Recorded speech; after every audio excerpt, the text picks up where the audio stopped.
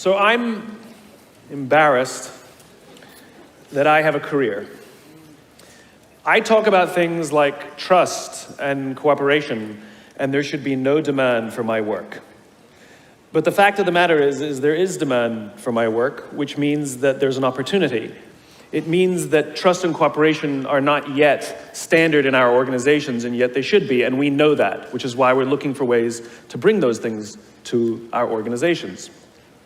So I thought I would do something a little different today. You know, when you're speaking to tens of thousands of people and you have the opportunity to share a message, of course, most rational people would say, let's go with something I've talked about lots of times and I'm really good at, but I'm not normal, so I'm going to do something completely new, and I hope this works out.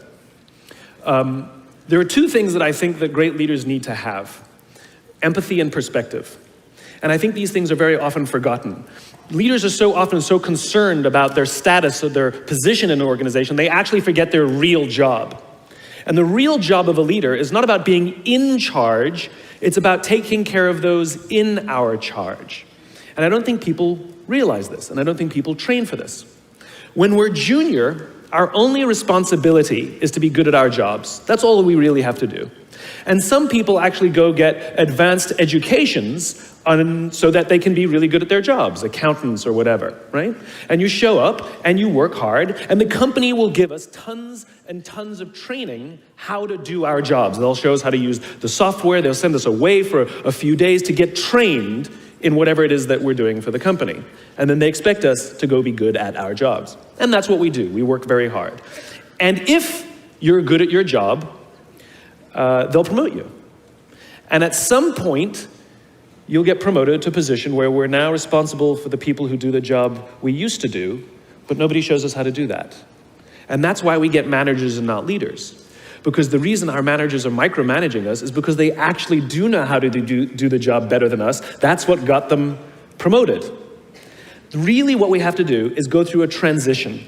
Some people make it quickly, some people make it slowly, and unfortunately some people will never make that transition at all. Which is we have to go through this transition of being responsible for the job and then turning into somebody who's now responsible for the people who are responsible for the job. And as I said before, one of the great things that is lacking in most of our companies is that they are not teaching us how to lead. And leadership is a skill like any other. It is a practicable, learnable skill.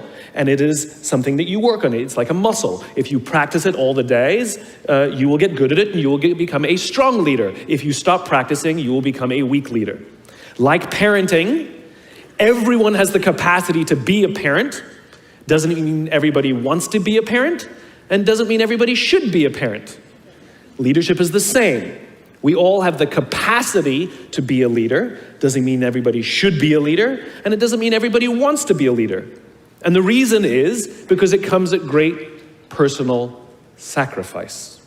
Remember, you're not in charge, you're responsible for those in your charge. That means things like when everything goes right, you have to give away all the credit. And when everything goes wrong, you have to take all the responsibility. That sucks, right? It's things like staying late to show somebody what to do. It's things like when something does actually break, when something goes wrong, instead of yelling and screaming and taking over, you say, try again.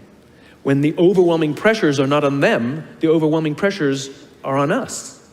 At the end of the day, great leaders are not responsible for the job. They're responsible for the people who are responsible for the job. They're not even responsible for the results. I love talking to CEOs and say, what's your priority? And they put their hands on their hips all proudly and say, my priority is my customer. I'm like, really? You haven't talked to a customer in 15 years. There's no CEO on the planet responsible for the customer. They're just not. They're responsible for the people who are responsible for the people who are responsible for the customer. I'll tell you a true story. A few months ago, I stayed at the Four Seasons in Las Vegas. It is a wonderful hotel. And the reason it's a wonderful hotel is not because of the fancy beds. Any hotel can go and buy a fancy bed. The reason it's a wonderful hotel is because of the people who work there. If you walk past somebody at the Four Seasons and they say hello to you, you get the feeling that they actually wanted to say hello to you. It's not that somebody told them that you have to say hello to all the customers, say hello to all the guests, right? You actually feel that they care. Now, in their lobby, they have a coffee stand. And one afternoon, I went to buy a cup of coffee, and there was a barista by the name of Noah who was serving me. Noah was fantastic. He was friendly and fun, and he was engaging with me, and I had so much fun buying a cup of coffee, I actually think I gave 100% tip, right? He was wonderful. So as is my nature, I asked Noah, do you like your job? And without skipping a beat, Noah says, I love my job. And so I followed up. I said, what is it that the Four Seasons is doing that would make you say to me, I love my job? And without skipping a beat, Noah said, throughout the day, managers will walk past me and ask me how I'm doing, if there's anything that I need to do my job better. He said, not just my manager, any manager. And then he said something magical. He says, I also work at Caesar's palace. And at Caesar's palace, the managers are trying to make sure we're doing everything right. They catch us when we do things wrong. He says, when I go to work there, I like to keep my head under the radar and just get through the day so I can get my paycheck. He says, here at the Four Seasons, I feel I can be myself. Same person, entirely different experience from the customer who will engage with Noah. So we in leadership are always criticizing the people. We're always saying, we gotta get the right people on the bus. I've gotta fill my team. I gotta get the right people. But the reality is, it's not the people, it's the leadership.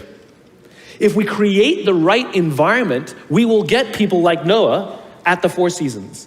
If we create the wrong environment, we will get people like Noah at Caesar's palace. It's not the people. And yet we're so quick to hire and fire. You can't hire and fire your children. If your kids are struggling, we don't say, you gotta see at school, you're up for adoption. So why is it that when somebody has performance problems at work, why is it that our instinct is to say, you're out? We do not practice empathy. What does empathy look like? Here's the lack of empathy. This is normal in our business world. You walk into someone's office, someone walks into our office and says, your numbers have been down for the third quarter in a row. You have to pick up your numbers, otherwise I can't guarantee what the future will look like. How inspired do you think that person is to come to work the next day? Here's what empathy looks like. You walk into someone's office, someone walks into your office and says, your numbers are down for the third quarter in a row. Are you okay? I'm worried about you. What's going on? We all have performance issues. Maybe someone's kid is sick. Maybe they're having problems in their marriage. Maybe one of their parents is dying. We don't know what's going on in their lives. And of course it will affect performance at work. Empathy is being concerned about the human being, not just their output. We have, for some reason, our work world has changed over the past 20 and 30 years. We are suffering the side effects of business theories left over from the 80s and 90s. And they are bad for people, and they are bad for business. Let me give you an example. The concept of shareholder supremacy was a theory proposed in the late 1970s. It was popularized in the 80s and 90s. It is now standard form today. You talk to any public company and you ask them their priority and they say maximize shareholder value. Really? That's like a coach prioritizing the needs of the fans over the needs of the players. How are you going to build a winning team with that model? But that's normal today. We don't even perceive it as broken or damaged or wrong or outdated. Remember, the 80s and 90s were boom years with relative peace and a kinder, gentler Cold War. Nobody was practicing hiding under their desks in school anymore. We are no longer in those times. These are no longer boom years. These are no longer peaceful times, and those models cannot work today. Here's another one. Mass layoffs. Using someone's livelihood to balance the books, right? It's so normal in America today that we don't even understand how broken and how damaging it is, not only to human beings, but to business. You know, companies talk about how they want to build trust and cooperation, and they announce a round of layoffs. Do you know the quickest way to destroy trust and destroy cooperation in a business, literally in one day? Lay people off, and everyone gets scared. Right? Can you imagine sending someone home to say, honey, I can no longer provide for our family because the company missed its arbitrary projections this year? And forget about the people who lost their job. Think about the people who kept their jobs. Because every single decision a company makes is a piece of communication. And the company has just communicated to everybody else, this is not a meritocracy. We don't care how hard you work or how long you've worked here.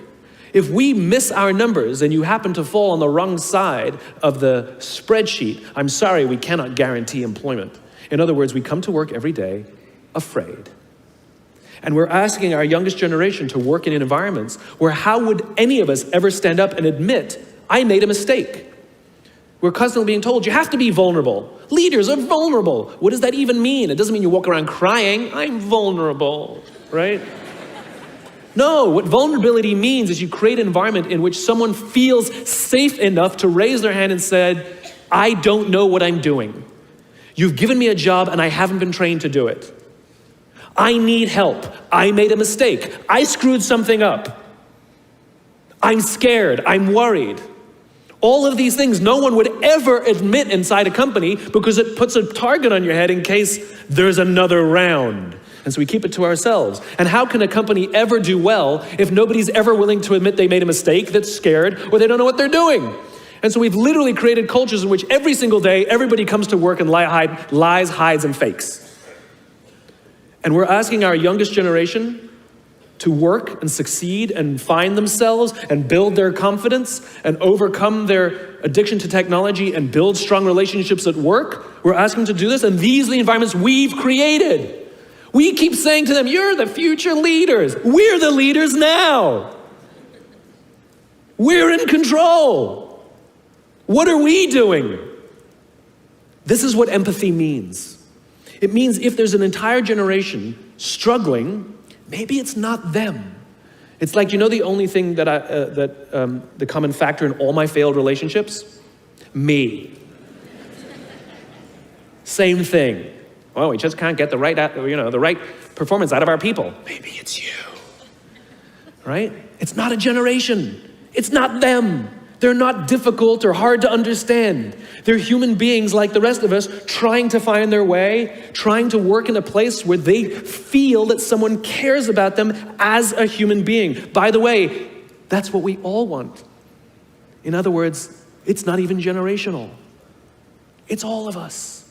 This is the practice of empathy, that if we're struggling to communicate to someone, if we're struggling to help someone be at their natural best, I'm tired of people saying to me, how do I get the best out of my people? Really, that's what you want? They're like a towel, you just wring them. How can I get the most out of them? No, how do I help my people be at their natural best? Right? We're not asking these questions. We are not practicing empathy. We have to start by practicing empathy and relate to what they may be going through. And it will profoundly change the decisions we make. It will profoundly change the way we see the world. Someone's driving to work. You're driving to work. And someone wants to cut into your lane. What do? Do you pull your car up or do you let them in? Most of us pull our cars up and go like this. You wait your turn.